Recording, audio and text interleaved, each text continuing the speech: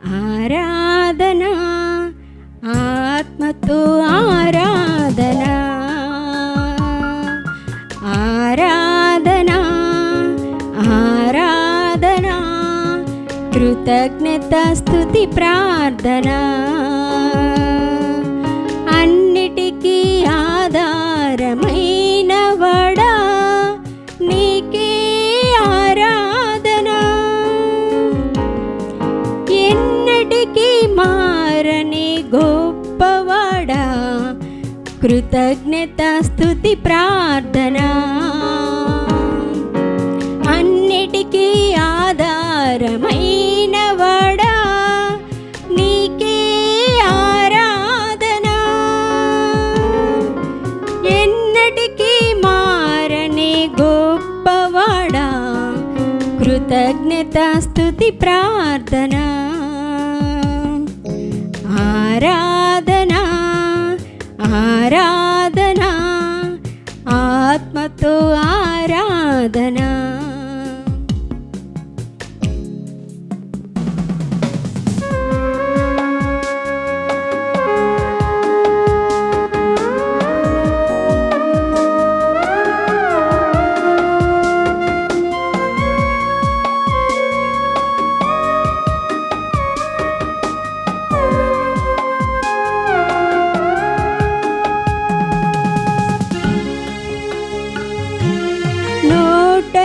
కపటము లేనివాడా నీకే ఆరాధన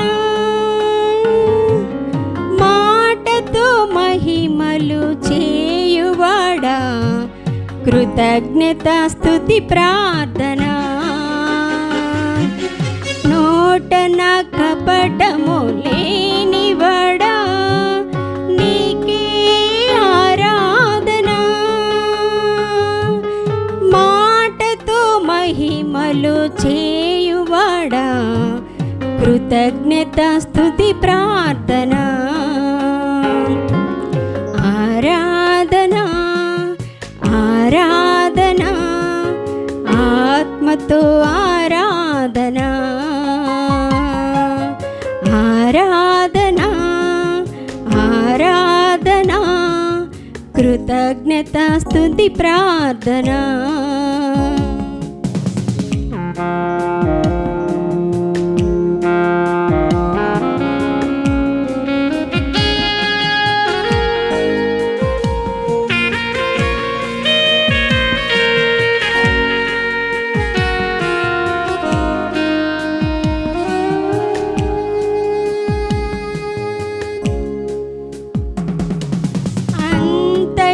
వ్యాపించి ఉన్నవాడా నీకే ఆరాధన చింతలు తీర్చెడి గొప్పవాడా కృతజ్ఞత స్తుతి ప్రార్థన అంతయు వ్యాపించి ఉన్నవాడా నీకే ఆరాధన చింతలు తీర్చెడి గొప్పవాడా కృతజ్ఞత స్తుతి ప్రార్థన ఆరాధన ఆరాధన ఆత్మతో ఆరాధన ఆరాధన ఆరాధన కృతజ్ఞత స్తుతి ప్రార్థన హల్లెలూయా.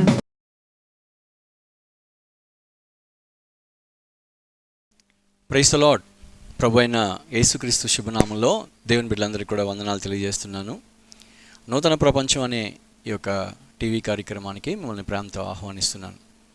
దేవుని బిడ్డలారా, బాగున్నారా? ప్రతి వారం దేవుని వాక్యం వింటూ ఆత్మీయంగా బలపడుతున్నందుకు నేను దేవుని స్తుతిస్తున్నాను. దేవుని వాక్యం ధ్యానించడం మనకు ఆశీర్వాదకరం.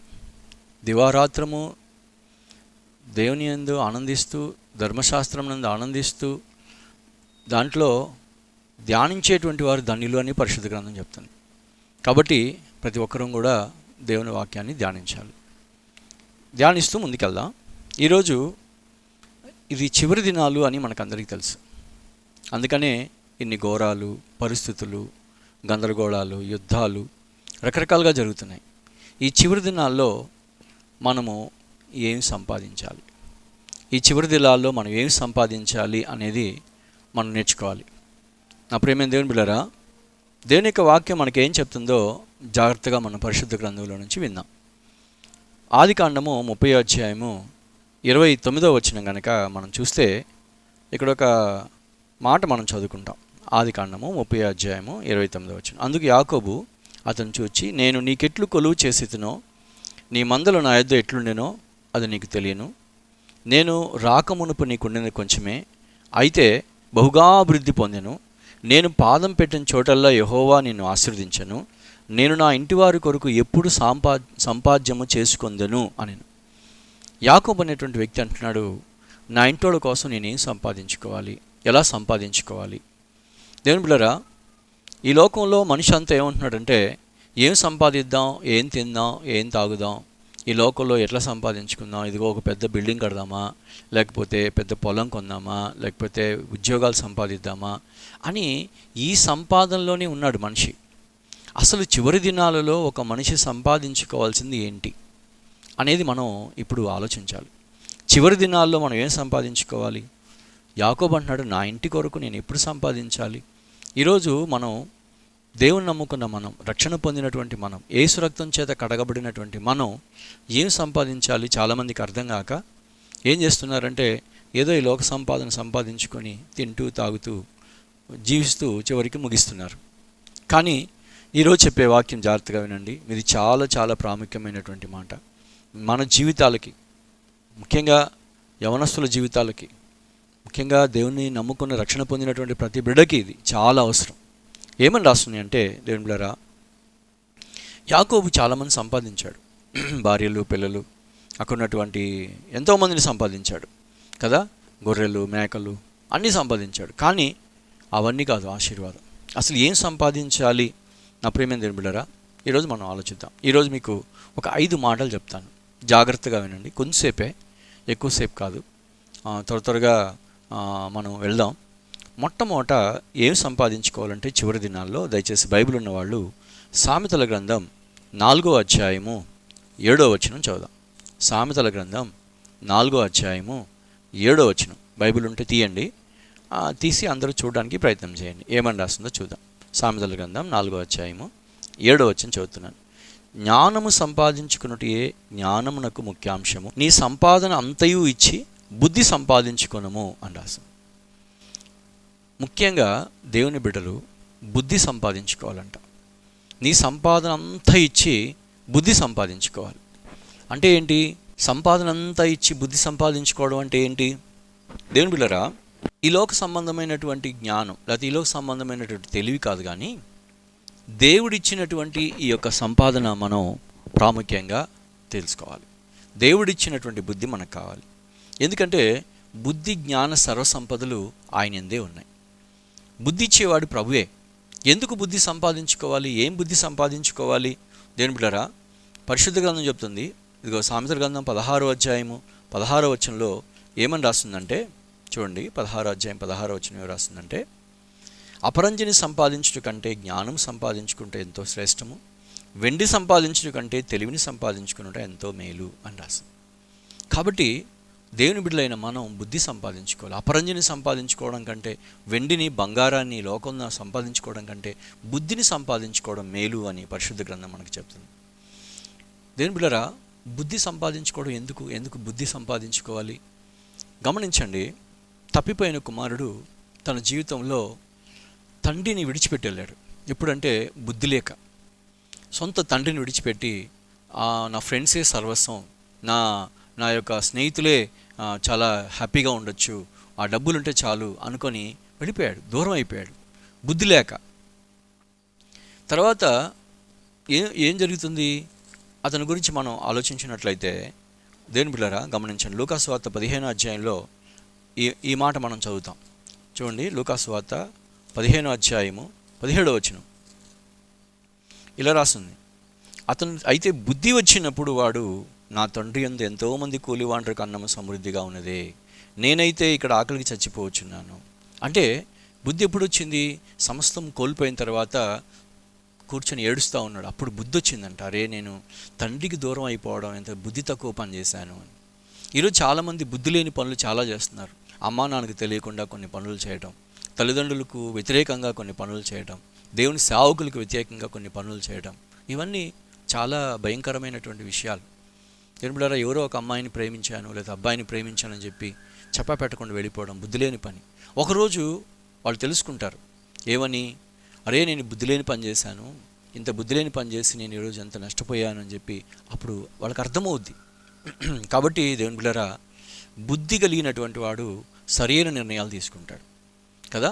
ఈ బుద్ధి లేనటువంటి ఈ యొక్క తప్పిపోయిన కుమారుడు మొదట్లో సరైన నిర్ణయాలు తీసుకోవాలి. వాళ్ళ స్నేహితులు చెప్పిందే వేదం అనుకున్నాడు, వాళ్ళ స్నేహితులు చెప్పిందే శాశ్వతం అనుకున్నాడు, అదే సంతోషం అనుకున్నాడు, ఆ డబ్బే సంతోషం అనుకున్నాడు. నాన్న దగ్గర సగం ఆస్తి తీసుకుని వెళ్ళిపోయాడు. చివరికి ఏమైపోయింది? సమస్తము కోల్పోయాడు. దేవుని బిడ్డలారా, ఈరోజు బుద్ధి లేని వాళ్ళంటూ ఏం చేస్తున్నారంటే దేవుని విడిచిపెడుతున్నారు. పరిశుద్ధ గ్రంథం మనకు చెప్తుంది, దేవుడు లేడని బుద్ధి లేనివాడు అనుకుంటాడంట. ఈరోజు చాలామంది దేవుని మందిరానికి రారు, ప్రార్థనకి రారు, వాక్యం చెబుతుంటే వినరు కదా.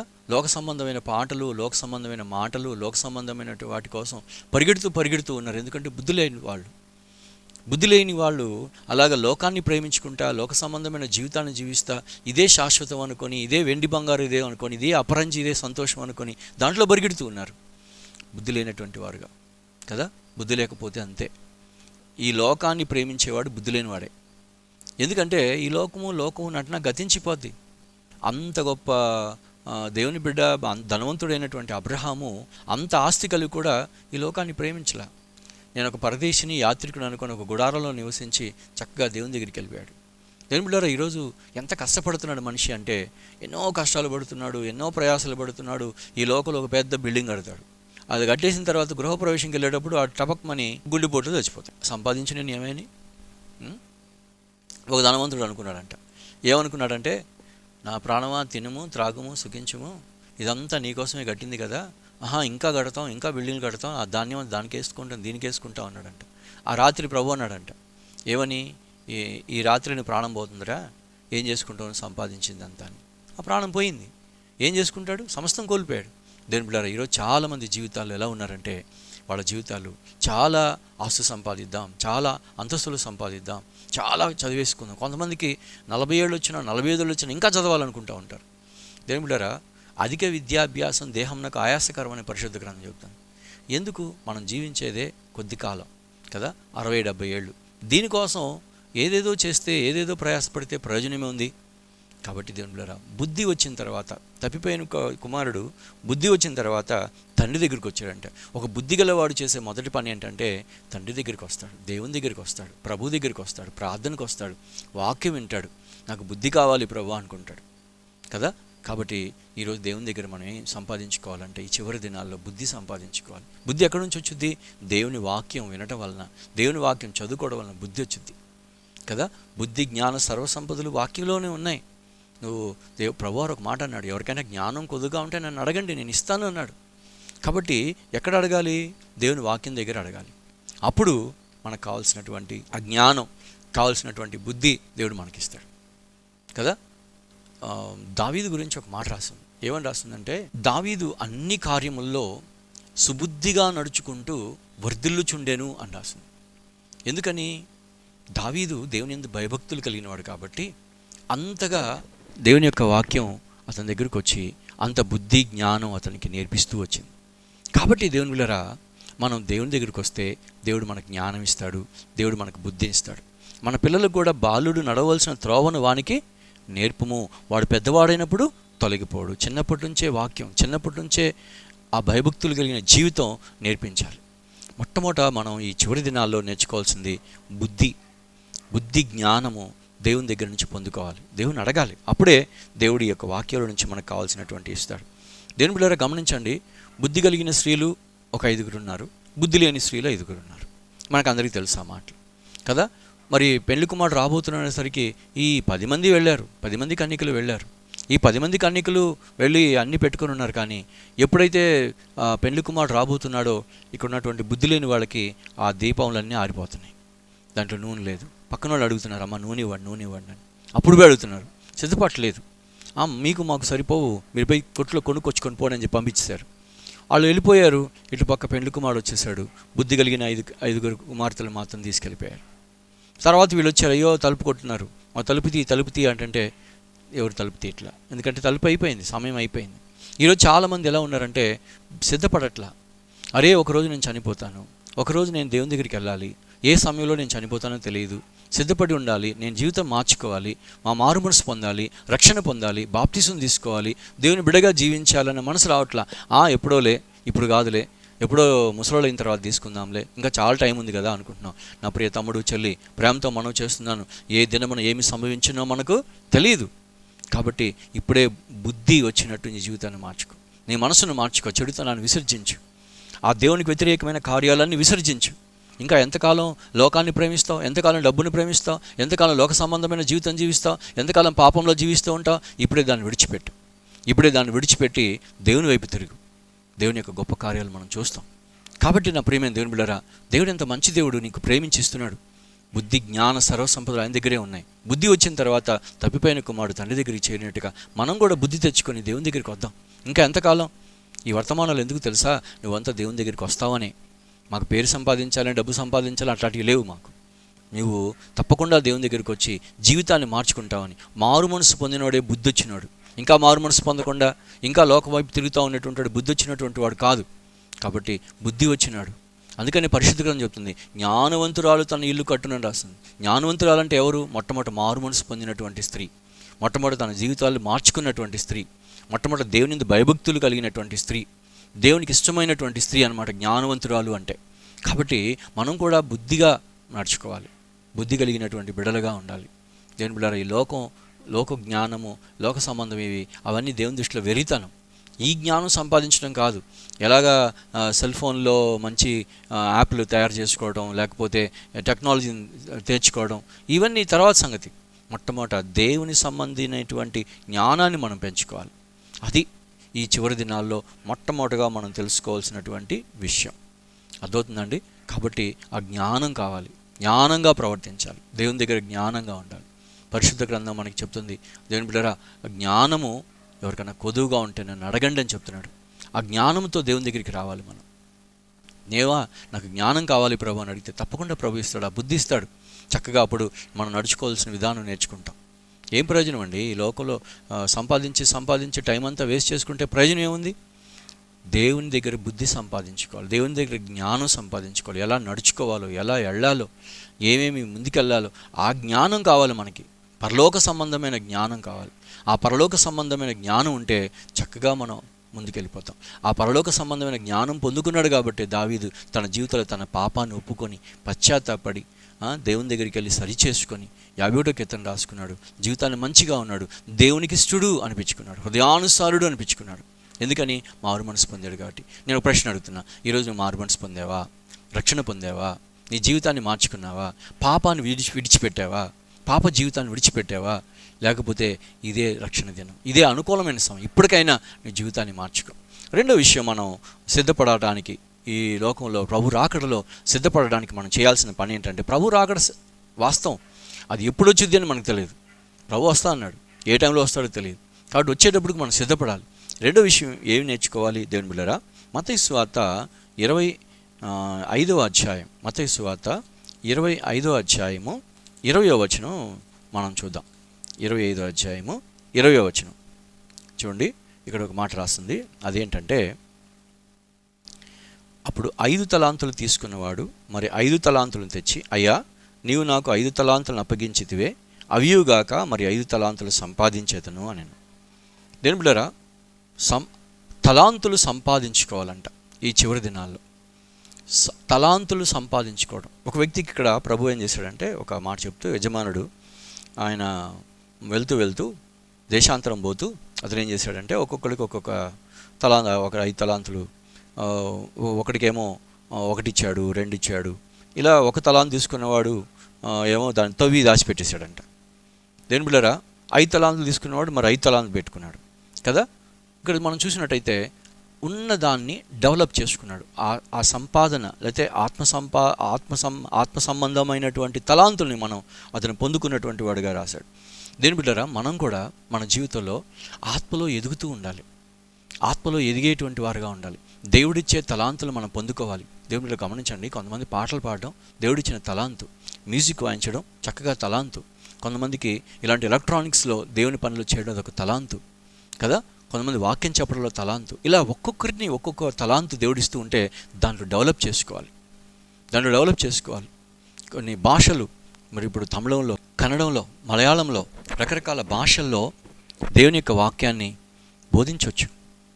అదొక తలాంతు కదా.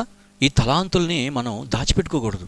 దేవుడు నీకు ఒక తలాంతు ఇచ్చాడంటే దాన్ని డెవలప్ చేసుకోవాలి. దాన్ని డెవలప్ చేసుకొని అనేకలకు అది ఉపయోగకరంగా ఉండాలి. ప్రభు ఒక మాట అన్నాడు, దీపం వెలిగించి మంచం కింద పెట్టరు కదా, దీపస్తంభం మీద పెడతా అన్నారు. దేవుడు నీకు ఇచ్చిన దాన్ని ఉపయోగించు, దేవుని కోసం ఉపయోగించు కదా. దేనికోసం నువ్వు ఉపయోగిస్తున్నావు? దావీదు తన జీవితంలో పాటలు పాడడం అలవాటు చేసుకున్నాడు. పాటలు పాడ అలవాటు ఉంది, పాటలు రాస్తాడు. కాబట్టి అవన్నీ కూడా దేవుని పాటలు రాస్తూ దేవునిలో ఎదిగాడు.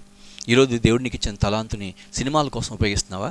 దేవుడికి ఇచ్చిన తలాంతుని చెడ్డదాని కోసం ఉపయోగిస్తున్నావా? ఒక విధంగా చెప్పనా, ఈ శరీరం కూడా దేవుడు ఇచ్చిన తలాంతే. ఈ శరీరాన్ని దేవుని కోసం ఉపయోగించాలి, చెడుదాని కోసం ఉపయోగించకూడదు. సినిమా నటనల కోసం, లేకపోతే వ్యభిచారం చేయడానికి కోసం, లేకపోతే ఏదో క్రికెట్లు ఆడడానికి కోసం ఉపయోగించకూడదు. ఈ శరీరం దేవుని ఆలయం, దేవుడికి ఇచ్చిన తలాంతు. దీనిని దేవుని మహిమ కొరకు వాడు. సువార్త ప్రకటించవచ్చు, అనేక ప్రాంతాలకు వెళ్ళి, గ్రామాలకు వెళ్ళొచ్చు, చిన్నపిల్ల పరిచయం చేయొచ్చు కదా. చక్కగా కొంతమంది అయితే పప్పెట్ షో చేస్తూ ఉంటాం. పప్పెట్ షో చేసి చిన్నపిల్లలందరినీ ఆకర్షించి వాళ్ళని దేవుని దగ్గర నడిపిస్తున్నారు. అదొక తలాంతు. దేవుని పిల్లరా, ఒక్కొక్కరికి ఒక్కొక్క తలాంతు, నీకు ఒక ప్రత్యేకమైన తలాంతుని దేవుడు ఇచ్చాడు. అది దేవుని కోసం ఉపయోగించాలి, ఇంకా సంపాదించాలి. ఆ తలాంతుని సంపాదించాలి, రకరకాలుగా సంపాదించి దాన్ని దేవుని కోసం ఉపయోగపడేటువంటి పాత్రగా నువ్వు మారిపోవాలి. దేవుడు నీకు ఏం తలాంతు ఇచ్చాడో ఒకసారి నువ్వు ఆలోచించు. అయ్యో నాకేమి ఇవ్వలేదు, ఏమీ లేదు, ఏదో ఒకటి ఇచ్చుంటాడు, దాన్ని నువ్వు 2 చేసుకోవచ్చు. 2 ఇచ్చుంటాడు, దాన్ని 4 చేసుకోవచ్చు. కష్టపడాలి, ప్రయాసపడాలి. ఇది కష్టపడితే వచ్చుద్ది అని. నీకు ఒక భాష వచ్చుద్దేమో, ఆ భాషతోనే మెల్లగా ఇంకొక భాష నేర్చుకోవచ్చు, లేదా ఇంకొక 2 భాషలు నేర్చుకోవచ్చు. ఆ భాషలో సువార్తను ప్రకటించవచ్చు. దేవుని బిడ్డలారా, ఎలాగైనా మనకిచ్చిన తలాంతుని దేవుని కోసం ఉపయోగించాలి, దేవుని కోసం ప్రయాసపడాలి. అంతేగాని మనం దాన్ని దాచిపెట్టుకోకూడదు. సంపాదించుకోవాలి, దేవుని దగ్గర సంపాదించుకోవాలి. రకరకాలుగా దేవుని పని చేయడానికి నేను ఉపయోగపడతాను. ఒక డ్రైవింగ్ నీకు వచ్చనుకో, ఆ డ్రైవింగ్ని దేవుని పని కోసం ఉపయోగపడు. నీ సేవకుడిని తీసుకొని పరిచర్యకి వెళ్ళు. ఆయనకి ఆ డ్రైవింగ్ రాదు, వాక్యం చెప్పడమే వచ్చు. కాబట్టి డ్రైవింగ్ దేవుని పని కోసం ఉపయోగించు. దేనికోసం ఉపయోగిస్తున్నా? ఆ తలాంతుని దేవుని కోసం ఉపయోగిస్తున్నావు. ఒకవేళ నీకు చక్కగా ఫ్లూట్ వాయించడమో, లేకపోతే ఇంకా రకరకాల వాయిద్యాలు వాయించడం వచ్చనుకో, చక్కగా దాన్ని దేవుని కోసం ఉపయోగించవచ్చు. ఇట్లా దేవుడు నీకు ఇచ్చిన ఏ తలాంతైనా దేవుని కోసం ఉపయోగించి దాన్ని డబుల్ రేట్లు చేసుకోవాలి. అప్పుడు దేవుడు నీకు తోడుగా ఉంటాడు, ఆశీర్వదిస్తాడు.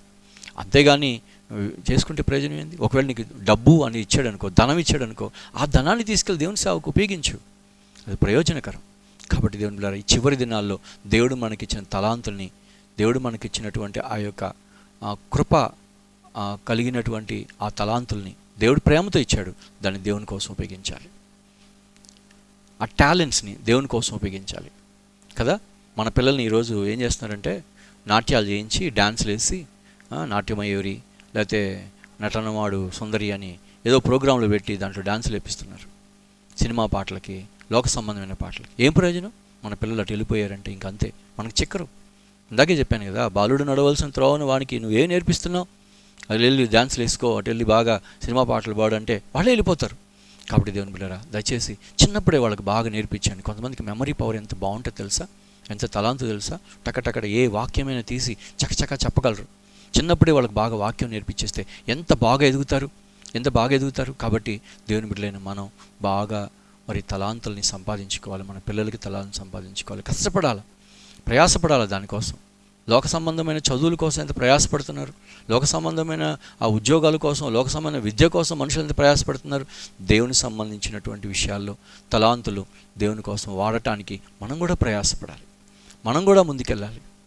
ఒక ఆయన అయితే ఎంతో కష్టపడి ఆ బైబిల్ని ట్రాన్స్లేట్ చేసి బడుగా అనేటువంటి ఒక భాషలో, అది తమిళనాడులో ఒక ప్రాంతంలో ప్రజలందరూ బడుగా భాష మాట్లాడతారు. కాబట్టి ఆ ప్రాంతంలో ఉన్నటువంటి ప్రజలకి ఆ వాక్యం తెలియాలని కష్టపడి ఆ భాష నేర్చుకొని ఈ యొక్క ఇంగ్లీష్లో ఉన్నటువంటి ఈ దాన్ని మాటలు పెడుతూ ఉన్నారు. కాబట్టి నా ప్రియమైన దేవుని బిడ్డలారా, మనం కూడా జాగ్రత్తగా నేర్చుకోవాల్సిన పాఠం ఏంటంటే, మనం ఎప్పుడు కూడా మన తలాంతులని మనం అలాగా దాచిపెట్టుకోకూడదు, సద్వినియోగం చేసుకోవాలి. దేవుని కోసం సద్వినియోగం చేసుకునేటువంటి బిడ్డలుగా మనం ముందుము గాక. కాబట్టి ఆ విషయాన్ని మీరు మనసులో ఉంచుకోండి. మూడో విషయం కూడా మీకు తెలియజేస్తాను. అదేంటంటే లూకాసు సువార్త 16వ అధ్యాయం. లూకాసు సువార్త 16వ అధ్యాయంలో ఏమని రాస్తుందో చూడండి. లూకాసు సువార్త 16వ అధ్యాయము 9వ వచనం ఏమని రాస్తుంది ఇక్కడ? తర్వాత వాడు, నువ్వు ఎంత అచ్చి ఉన్నావు అని మరొకరిని అడగగా, 100 తూముల గోధుమలని చెప్పినప్పుడు వానితో, నీవు నీ చీటీ తీసుకుని 80 తూములను రాసుకొనమన్ను. ఆ న్యాయస్థుడు, నా గృహ నిర్వాహకుడు యుక్తిగా నడుచుకున్నని వాని యజమాడు వాని మెచ్చుకొన్ను. వెలుగు సంబంధుల కంటే ఈ లోక సంబంధులు తమ తరమును బట్టి చూడగా యుక్తిపరులై ఉన్నారు. అన్యాయపు సిరి వలన మీకు స్నేహితులను సంపాదించుకునుడి. ఎందుకనగా ఆ సిరి మిమ్మల్ని వదిలిపోన్నప్పుడు వారు నిత్యమైన నివాసంలో మిమ్మల్ని చేర్చుకుందురని మీతో చెప్పుచున్నాను. అర్థమవుతుందండి? అన్యాయపు సిరి వలన మీకు స్నేహితులను సంపాదించుకోండి. మూడో విషయం ఏంటంటే, ఈ చివరి దినాల్లో మనం నేర్చుకోవాల్సింది అనేక స్నేహితులను సంపాదించుకోవాలి. అన్యాయపు సిరి వలన స్నేహితులను సంపాదించుకోవడం అంట. ఎలా సంపాదించుకోవడం స్నేహితుల్ని అంటే, దేవుని బిడ్డలారా, ఇక్కడ మనం చూస్తున్నాం, ఈరోజు డబ్బు కొరకు చాలామంది పగవారైపోతున్నారు కదా. కానీ మనం ఏం చేయాలంటే, దేవుని వాక్యం తీసుకెళ్ళి అనేకులకి దీని సువార్తను ప్రకటించి, మన బంధువులు అవుతారు, మన స్నేహితులు అవుతారు, లేకపోతే ఇంకా రకరకాల వ్యక్తులు అవుతారు, వాళ్ళ దగ్గరికి వెళ్ళి సువార్తను ప్రకటించి వాళ్ళని మన స్నేహితులుగా చేసుకొని వాళ్ళని పరలోక రాజ్యం వైపు తిప్పాలి. అంటే దేవుని బిడ్డలారా, దేవుని మన జీవితంలో నేర్చుకోవాల్సింది అంటే ఆత్మలు సంపాదించడం నేర్చుకోవాలి. ఈ చివరి దినాల్లో ఆత్మలు సంపాదించే బిడ్డలను దేవుడు ఆశీర్వదిస్తాడు. ఎందుకంటే ఒక పాపి మారుమనసు పొందడం పరలోక రాజ్యంలో సంతోషం. ఈరోజు ఒక పాపి మారుమనసు పొందితే నీ ద్వారా నీ యొక్క స్నేహితుల దగ్గరికి వెళ్ళి, ఒరే అది ఎందుకు అలా జీవిస్తున్నారు, ఎందుకు అలా తాగుతున్నారు, ఎందుకు అలాంటి చేస్తున్నారు, అలా చేస్తే ఇదిగో భయంకరమైనటువంటి నరకంలోకి వెళ్ళిపోతాం, ఇదిగో రండి, ప్రభు నీ కోసం వచ్చాడు, రక్షణ తీసుకోండి అని చెప్పి వాళ్ళకి దేవుని గురించి చెప్పాలి, ప్రభు గురించి చెప్పాలి. తప్పకుండా వారి దేవుని మనం ఒకరోజు కాకపోతే ఇంకొక రోజు, కాకపోతే ఇంకొక రోజు వాళ్ళ జీవితంలో మార్పు వచ్చేస్తుంది. దేవుని బిడ్డలారా, వారి కోసం ప్రార్థించాలి. ప్రభు ఏమన్నాడు? అడుగుము, నేను నీకు జనమును స్వాస్థ్యంగా ఇస్తానన్నాడు. కాబట్టి మనం కూడా దేవుని దగ్గరికి వెళ్ళి ప్రార్థన చేయాలి. ప్రభువా, నాకు కూడా సహాయం చేయండి, అనేక ఆత్మను సంపాదించే కృప మాకు దయచేయండి అని ప్రార్థన చేయాలి. దేవుని బిడ్డలారా, ఒకే ఒక ఆమె సమరయ స్త్రీ అనేటువంటి ఆమె ఏం చేసింది? ఒకరోజు బావి దగ్గరికి వచ్చింది, యేసు ప్రభు యొక్క మాటలు వినింది, తన జీవితాన్ని మార్చుకుంది, తన పాపపు కొండను విడిచిపెట్టింది, పాప జీవితాన్ని విడిచిపెట్టింది. అంతకుముందు 6 భర్తలు వ్యభిచారాలు జీవించినటువంటి ఆవిడ ఏం చేసిందంటే, ఆ పాపాన్ని విడిచిపెట్టేసి చక్కగా దేవుని వైపు తిరిగి ఆమె ఏం చేసింది? సుకారు అనేటువంటి గ్రామం మొత్తాన్ని దేవుని వైపు తిప్పి ఆ గ్రామంలో ఉన్నటువంటి వాళ్ళందరికీ కూడా సువార్తను ప్రకటించారు. అప్పుడు సువార్తను ప్రకటించడం వలన అనేక ఆత్మలు రక్షించబడ్డారు, అనేకులు ప్రభు వైపు తిరిగారు, అనేకులు వారి జీవితాల్లో మార్పు చెందారు కదా. ఆ గ్రామం ప్రభు దగ్గరికి వచ్చింది. చూడండి, ఒక్క ఆమె ఆ గ్రామస్తులందరినీ కూడా దేవుని దగ్గరికి తీసుకురాగలిగింది కదా. కాబట్టి నా ప్రియమైన దేవుని బిడ్డలారా, మనం కూడా మన జీవితంలో నేర్చుకోవాల్సిన పాఠం ఏంటంటే, మనం ఒక్కళ్ళమే అవ్వచ్చు. ప్రభు ఒక మాట అన్నాడు, వారిలో ఒంటరి అయినటువంటి వాడు 1000 మంది అవుతాడని రాశాడు. ఈరోజు ఆత్మను సంపాదిస్తున్నావా, లేకపోతే డబ్బు సంపాదనలో ఉన్నావా? డబ్బు నీతో వచ్చుద్దా? చెప్పండి, వచ్చుద్దా? ఎంతమంది ధనవంతులు చనిపోలేదండి, ఎంతమంది సినిమా యాక్టర్లు చనిపోలేదండి, సంపాదించి ఏం ప్రయోజనం? దేవుని బిడ్డలారా, మనకు ఏ రోజు ఆహారం చక్కగా మనకుంటే చాలు, దేవుడు మనకిస్తాడు. కష్టపడి పని చేసుకుందాం, ఏ పనైనా చేసుకుందాం, టీచర్ పనో, డాక్టర్ పనో, ఏదో ఒక పని దేవుడు మనకి ఇచ్చిన పని నమ్మకంగా చేసుకుందాం. అందుకని ధనం కోసం పరిగెట్టద్దు, ఆత్మను సంపాదించడం పరిగెత్తు. దేవా, నాకు ఈ ఇచ్చిన ఉద్యోగం ఎందుకంటే కొన్ని ఆత్మను సంపాదించడానికి అని నువ్వు మనసు పెట్టు.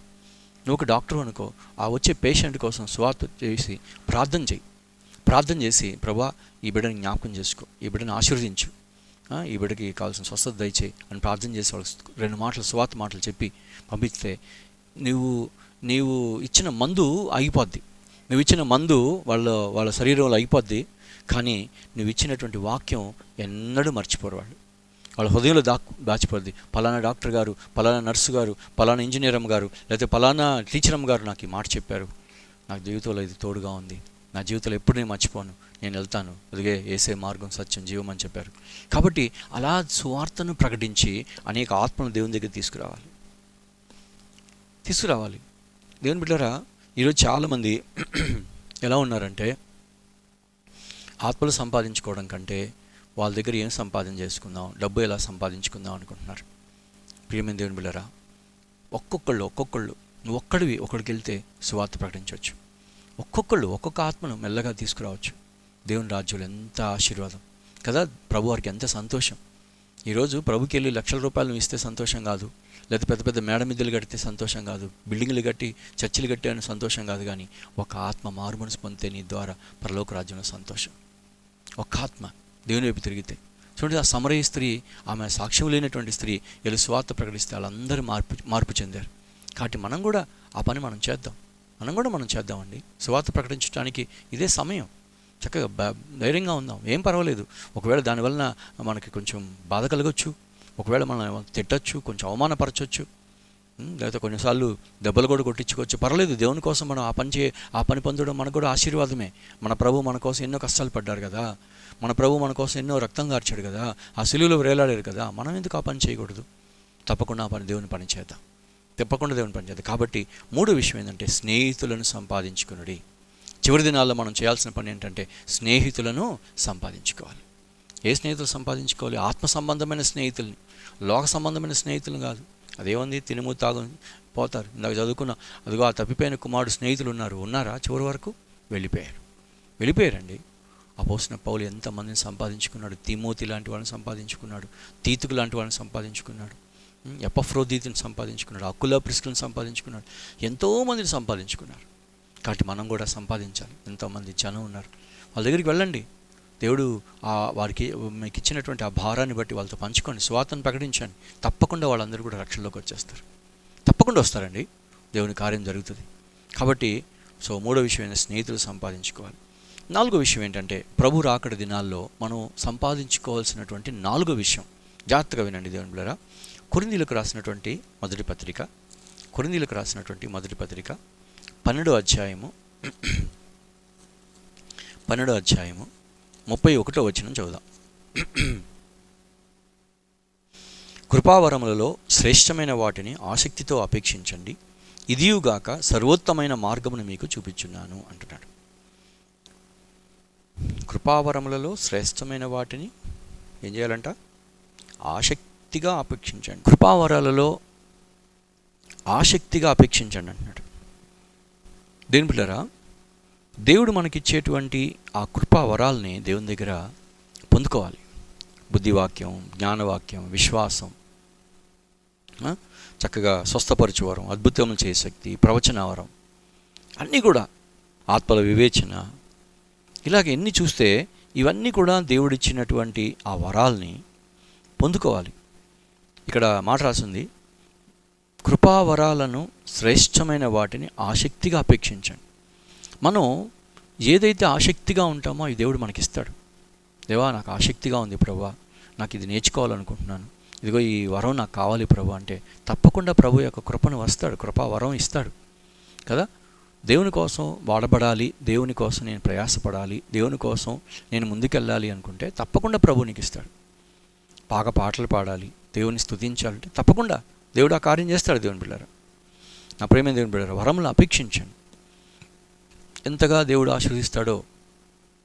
చివరి దినాల్లో మనం దేవునికి ఉపయోగపడేటువంటి పాత్రగా మనం మారిపోవాలి. దేవా నేను మంచిగా వాడబడాలి ప్రభా, సహాయం చేయి. దేని బిడ్డలారా, బక్సింగయ్య గారు మనం చూసినట్టయితే ఎక్కడో పంజాబ్లో పుట్టినటువంటి ఆయన. వాళ్ళ తల్లిదండ్రులు మరి ప్రభువుని ఎరగనటువంటి వారే. తర్వాత ఆయన యవన కాలంలో దేవుణ్ణి నమ్ముకొని రక్షణ పొంది దేవుని సువార్తను ప్రకటించుకుంటూ మన సౌత్ ఇండియాకి వచ్చారు, చెన్నై పట్టణానికి వచ్చారు. ఇప్పుడు ప్రజలందరికీ సువార్తను ప్రకటించారు. మరి భాష రాదు, తమిళం రాదు, తెలుగు రాదు, మలయాళం రాదు, కన్నడం రాదు, ఎలా? కానీ ఎన్ని సంఘాలు కట్టబడ్డాయి. భారతదేశమే కాదు, ప్రపంచం అంతా ఎలా సంఘాలు కట్టబడ్డాయి. నా ప్రేమ దేవుని బిడ్డలారా, ఆసక్తి, దేవుని పనిలో ఆసక్తి, నేను దేవుని పని చేస్తాననేటువంటి ఆసక్తిగా ఉన్నాడు. కాబట్టి అలాంటి కృపావరాన్ని ప్రభు ఇచ్చాడు. ఫాక్స్ దొర గారు ప్రధాన సహవాసాన్ని ప్రారంభించినటువంటి సేవకులు, మరి తెలుగు నేర్చుకొని తెలుగు పాటలు రాసి తెలుగు వారికి సువార్తను ప్రకటించినటువంటి వారు. కాబట్టి దేవుని బిడ్డలారా, దేవునికి అసాధ్యమైనది ఏది లేదు. మనం దేవుని దగ్గరికి వెళ్ళి ప్రార్థన చేసుకుని, ప్రభు ఆ పలానా ప్రాంత ప్రజలందరికీ నేను సువార్త ప్రకటించాలని భారం కలిగి ఉన్నాను, ఆ భాష నాకు నేర్పించండి, ఆ ప్రజలతో కలిసిపోయే కృప నాకు దయచేయండి అంటే తప్పకుండా ప్రభు ఆ కార్యం చేస్తాడు మనకి. కాబట్టి ప్రేమ దేవుని బిడ్డలారా, ఆ విషయాల్లో మీరు జ్ఞాపకం చేసుకోండి. ప్రత్యేకంగా ప్రవచన వరాన్ని అపేక్షించండి అంటున్నాడు. సువార్త చెప్పడం ఎలా చెప్పాలి ప్రభా? కొంతమందికి మాటలు మాట్లాడడం తడబడుతూ ఉంటారు. మొదట్లో నేను మొట్టమొదటి దేవుని సువార్తకు వచ్చినప్పుడు అసలు మాట్లాడడం రాదు. మా సేవకుడు ఒక ఆయన, అయ్యా సాక్ష్యం చెప్పు అంటే భయపడిపోయి ఆ టేబుల్ కింద దూరిపోయినోడిని నేను. ఇంకా నేను వాక్యం చెప్తాను, సాక్ష్యమే చెప్పలేనటువంటి వాడిని. నా ప్రియమైన దేవుని బిడ్డలారా, ఈరోజు వందల వేల మందికి, లక్షల మందికి ప్రభు నీ వాటను అందించేటువంటి కృపనిచ్చాడు. ప్రతిరోజు దేవుని వాక్యం అందించే దాన్ని తెచ్చాడు. దానికి కారణం దేవుని దగ్గర అడిగాను, ప్రభా నేను ఎలా మాట్లాడాలి నాకు తెలియదు, మాట్లాడడం చేత కాదు ప్రభా, ఎలా మాట్లాడాలో చేత కాదు ప్రభా, సహాయం చేయను అంటే మాట్లాడడం నేర్పించాడు. రకరకాల వ్యక్తులు, యవనస్తులతోటి, చిన్నపిల్లలతోటి, అదిగో ఆ యొక్క ప్రతి ఒక్కరితో ఒక మాట్లాడేటువంటి కృపనిచ్చాడు. ఎంతోమంది ప్రభువుని వైపు తిరుగుతున్నారు. కాబట్టి ప్రేమ దేవుని బిడ్డలారా, నీ జీవితంలో కూడా ప్రభు ఆ కార్యం చేయగలడు. అందుకని ఇక్కడ రాసింది, మీరు ఆత్మ సంబంధమైన 14 అధ్యాయం మొదటి వచనం చూడండి. ఆత్మ సంబంధమైన వరాలను ఆసక్తిగా అపేక్షించండి, విశేషంగా మీరు ప్రవచన వరాలను అపేక్షించండి. అంటే స్వార్థ చెప్పేటువంటి దాన్ని, వాక్యాన్ని చెప్పేదాన్ని మనం అపేక్షించాలి. ఎలా చెప్పాలి, ఎలా చెప్తే, ఏం చెప్తే బాగుంటుంది, ఎన్ని నేర్చుకుంటారు కదా, ఎన్నో నేర్చుకుంటారు కదా. ఒక క్షౌరం చేసేటువంటి వ్యక్తి ఎలా క్షౌరం చేస్తే నీట్గా వస్తుంది, ఎలా కటింగ్ చేస్తే బాగుంటుంది అని నేర్చుకుంటాడు, ఎలా నేర్చుకుంటాడు కదా. ఒక వ్యాపారస్తుడు వ్యాపారంలోకి వెళ్ళి అక్కడున్నటువంటి తనకున్నటువంటి వాళ్ళకున్నటువంటి ఆ యొక్క వస్తువుల్ని ఎలా అమ్మాలో నేర్చుకుంటాడు. నేర్చుకొని ఇట్లా అమ్మితే వాళ్ళందరూ తీసుకుంటారని చెప్పి ఎంత చక్కగా చాకచక్యంగా నేర్చుకుంటారు.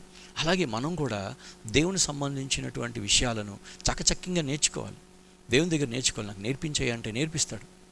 ఏమి తెలియనటువంటి వారుగా మనం ఉండాల్సిన అవసరం లేదు. దేవుని దగ్గరికి వెళ్ళి అపేక్షించండి అంటున్నాడు. దేవుని దగ్గరికి వెళ్ళి మనం అపేక్షిస్తే తప్పకుండా ఆ కార్యం చేస్తాడు దేవుడు.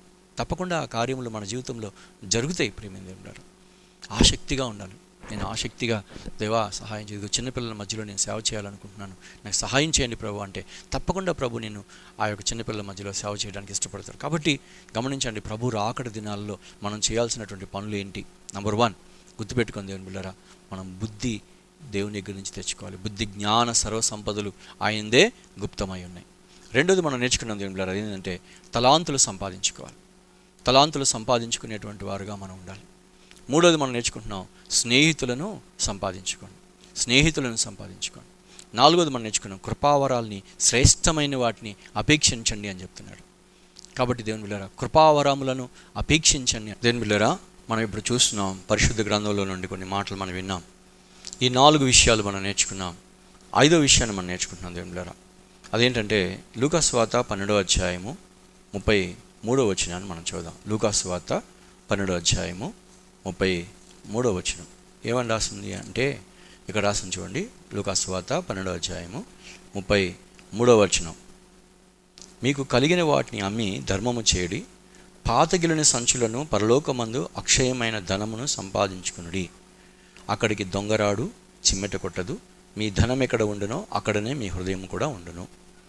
చూసారా దేవుని బిడ్డలారా, ఇక్కడ రాసినటువంటి మాట ఏంటంటే పరలోక ధనం సంపాదించుకోండి అని రాసింది. ఈ చివరి దినాల్లో మనం సంపాదించుకోవాల్సింది పరలోక ధనం. అంటే ఏంటి పరలోక ధనం అంటే? దేవుని బిడ్డలారా, మనం ఈ లోకం విడిచిపెట్టి పరలోకానికి వెళ్ళినప్పుడు మనకంటూ ఒక ధనం ఉండాలి. అక్కడ మనకంటూ ఒక ధనం ఉండాలి.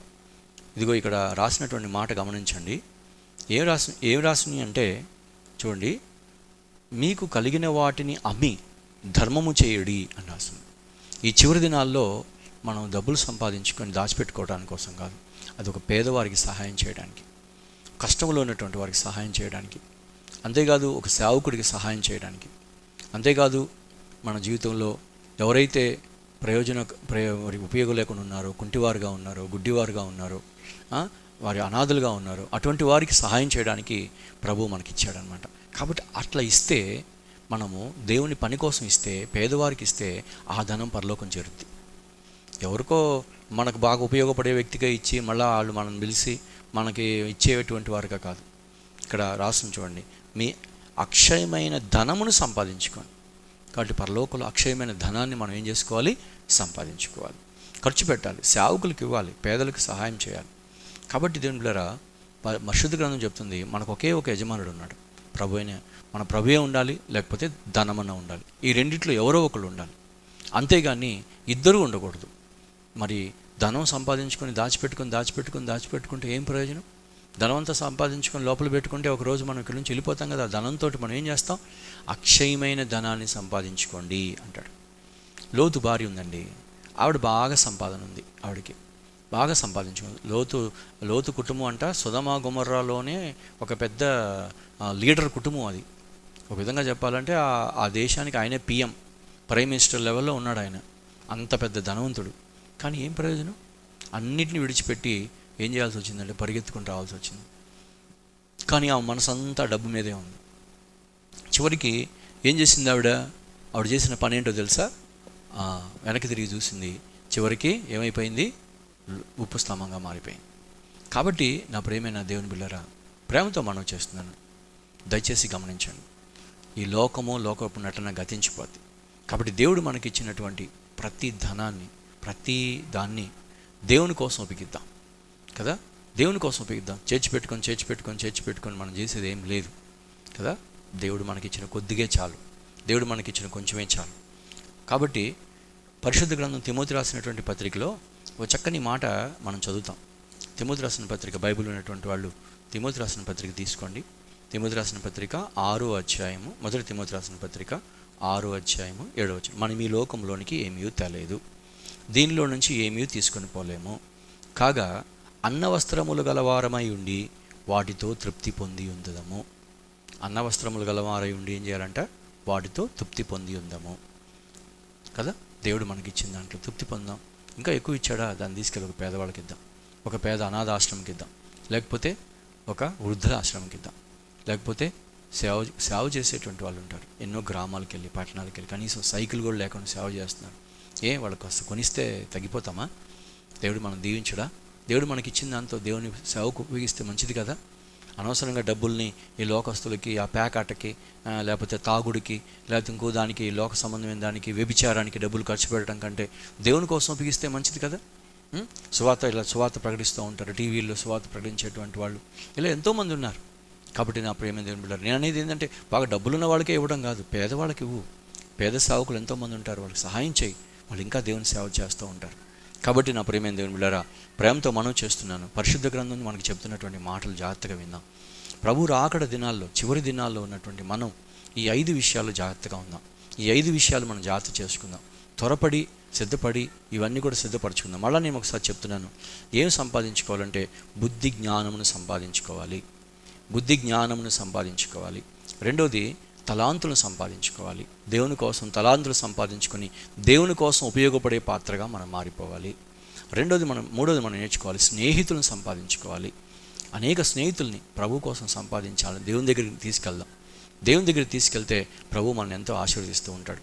4వది కృపావరములను శ్రేష్టమైన వాటిని అపేక్షించండి అని రాసింది.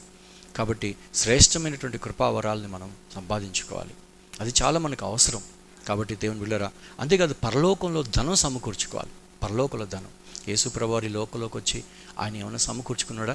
తల వాల్చుటకైనను స్థలం లేదు కదా. ఏమైనా సంపాదించుకున్నాడా?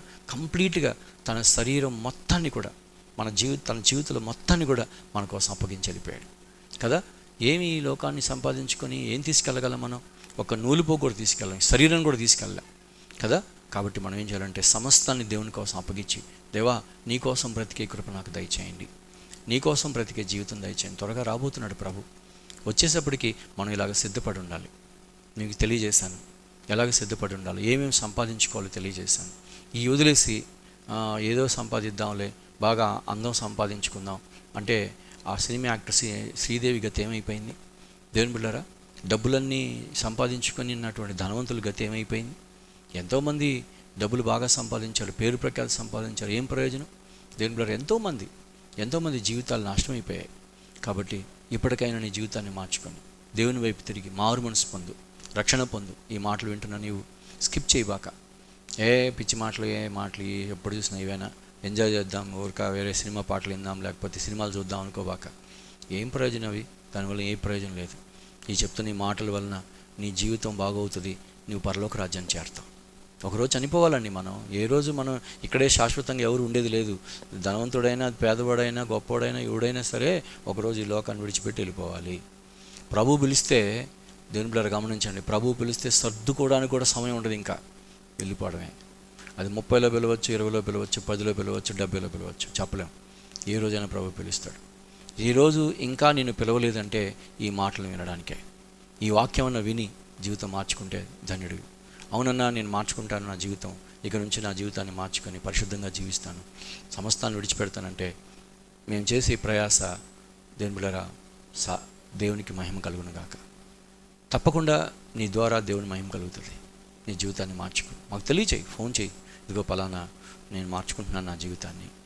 సిస్టర్ ప్రేమతో మనం చేస్తున్నాను, నీ వయసు అయినా పర్వాలేదు, బ్రదర్ తమ్ముడు ఒకవేళ చిన్నవాడమైనా ఎటువంటి వాడు ఎంత పాపినైనా ఘోరమైన పాపిన ప్రభు ప్రేమిస్తూ ఉన్నాడు. నీకోసం నా కోసం సెలువులో ఆయన మరణించాడు. ఆయన రక్తం వ్యర్థం కాకూడదు. ఏం సంపాదించి ఏం తీసుకెళ్ళలేము మనం.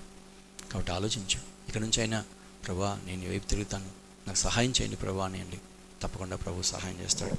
కోసం ప్రార్థన చేస్తాను. దయచేసి